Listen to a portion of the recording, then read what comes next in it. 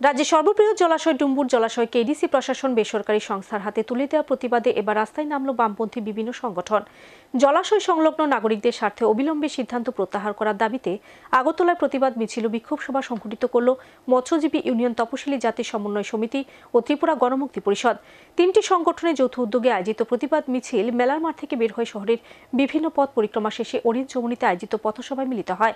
সেখানে আয়োজিত সভায় দাবিগুলি তুলে ধরে বক্তব্য রাখেন তিন সংগঠনের নেতৃত্ব। তিপ্রামথা পরিচালিত এডিসি প্রশাসন রাজ্যের ঐতিহ্যবাহী সর্ববৃহৎ জলাশয় ডুম্বুর জলাশয়কে বেসরকারি সংস্থার হাতে তুলে দেওয়ার সিদ্ধান্ত নেয়। এডিসি প্রশাসনের এই সিদ্ধান্তে তীব্র প্রতিবাদ চলছে এখন রাজ্যের বিরোধী বিভিন্ন রাজনৈতিক দলগুলির তরফে।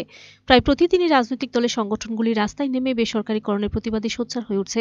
তা আরও একবার লক্ষ্য করা গেল রাজধানী আগরতলা শহরে। ডুম্বুর জলাশয়কে বেসরকারি সংস্থার হাতে তুলে দেওয়ার বিরুদ্ধে আগরতলায় প্রতিবাদ মিছিল ও বিক্ষোভ সভা সংঘটিত করল বামপন্থী তিনটি গণসংগঠন। ত্রিপুরা মৎস্যজীবী ইউনিয়ন, ত্রিপুরা তপশিলি জাতি সমন্বয় সমিতি, উপজাতি গণমুক্তি পরিষদ, এই তিনটি সংগঠনের যৌথ উদ্যোগে শহরে অনুষ্ঠিত হয় প্রতিবাদ মিছিল ও বিক্ষোভ সভা। শুক্রবার আগরতলা মেলার মার্সিত সিপিএম পশ্চিম জেলা কার্যালয় থেকে তিন সংগঠনের নেতাকর্মীদের উপস্থিতিতে অনুষ্ঠিত প্রতিবাদ মিছিল শহরের বিভিন্ন পথ পরিক্রমা শেষে ওরিয়েন্ট যমুনাতে আয়োজিত বিক্ষোভ সভায় মিলিত হয়। ডুম্বুর জলাশয় বেসরকারি সংস্থার হাতে তুলে দেওয়া তীব্র বিরোধিতা করে অবিলম্বে সিদ্ধান্ত প্রত্যাহারের দাবি জানিয়ে পথসভায় বক্তব্য রাখেন তপশিলি জাতি সমন্বয় সমিতি রাজ্য সভাপতি রতন ভৌমিক, সম্পাদক সুধন দাস, উপজাতি গণমুক্তি পরিষদের কেন্দ্রীয় কমিটির সাধারণ সম্পাদক রাধাচরণ দেববর্মা সহ অন্যান্য নেতৃত্ব। এদিনের প্রতিবাদ মিছিল ও বিক্ষোভ সভা প্রসঙ্গে তপশিলি জাতি সমন্বয় সমিতি রাজ্য সম্পাদক সুধন দাস জানান, রাজ্যের সবচেয়ে বড় জলাশয় হল ডুম্বুর জলাশয়। জলবিদ্যুৎ প্রকল্প তৈরি করতেই জলাশয় তৈরি করা হয়েছিল। পরবর্তী সময়ে জলাশয় স্থানীয় একটা বিরাট অংশের মানুষের বেঁচে থাকার অন্যতম একটা উৎস হয়ে ওঠে। তাকে আরও বেশি করে কিভাবে সুরক্ষিত করা যায় সে বিষয়ে উদ্যোগ গ্রহণ না করে সরকার বেসরকারি সংস্থার হাতে তুলে দেওয়ার সিদ্ধান্ত নেয়। রাজ্যে বিজেপি আইপিএফটি জোট সরকার ক্ষমতায় আসার পর একের পর এক সংস্থা বেসরকারি হাতে তুলে দিচ্ছে। কেন্দ্রীয় সরকার যেভাবে রাষ্ট্রীয় সম্পদ বেসরকারি হাতে তুলে দিচ্ছে, একইভাবে এডিসি প্রশাসনও সেই পথ অনুসরণ করে চলেছে। তারই প্রতিবাদী প্রতিবাদ বিক্ষোভ কর্মসূচি। এখানে জীবিকা নির্বাহের ব্যবস্থা হয়। আজকে এই বিজেপি আইপিএফটি জোট সরকার যখন রাজ্যে এসছে, একটার পর একটা সংস্থা বেসরকারি হাতে তুলে দিচ্ছে। অন্যদিকে এডিসি প্রশাসন তীব্রামতার হাতে আছে।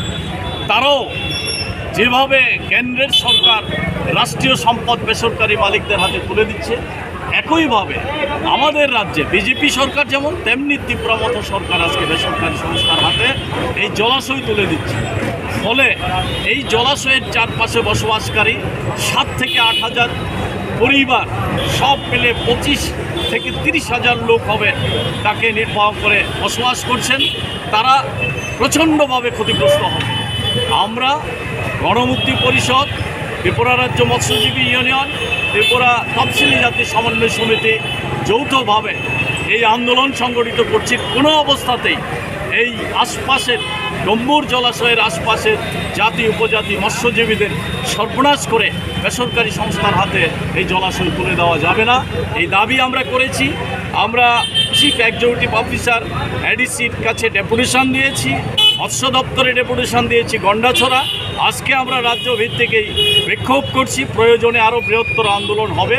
এই মৎস্যজীবীদের যদি সর্বনাশ হয় তার জন্য দায়ী থাকবেন এই এডিসি প্রশাসন। Report search India.